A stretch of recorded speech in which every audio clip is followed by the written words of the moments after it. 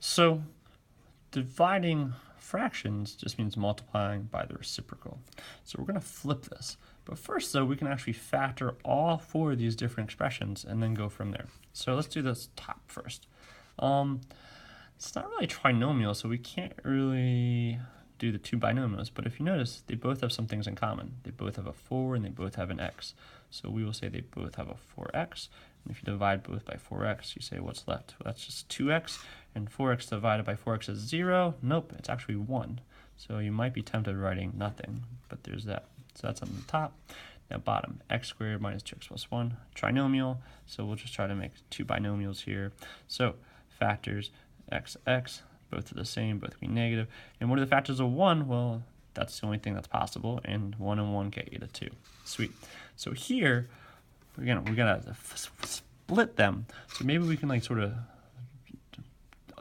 factor them, and then we can just multiply by their reciprocal. So on top here, ooh, slide and divide. Yeah, I wasn't very nice to this problem. Sorry.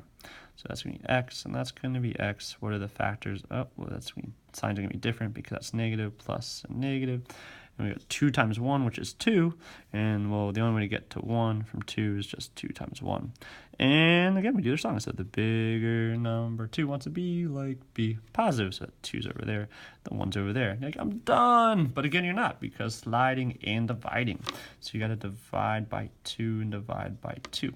So that actually ends up with x plus 1, and then 2x minus 1. So that's what this factors in. And if we're going to flip it, that actually is going to go down below. So that's going to be x plus 1 times 2x minus 1.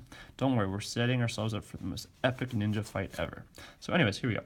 So we got this thing, and we're like, they're both perfect squares, but we can also take out a 4. So I'd say, yeah, well, let's first take out divide by 4. And you end up with 4 times x squared minus 1. And say, oh, those are both perfect squares.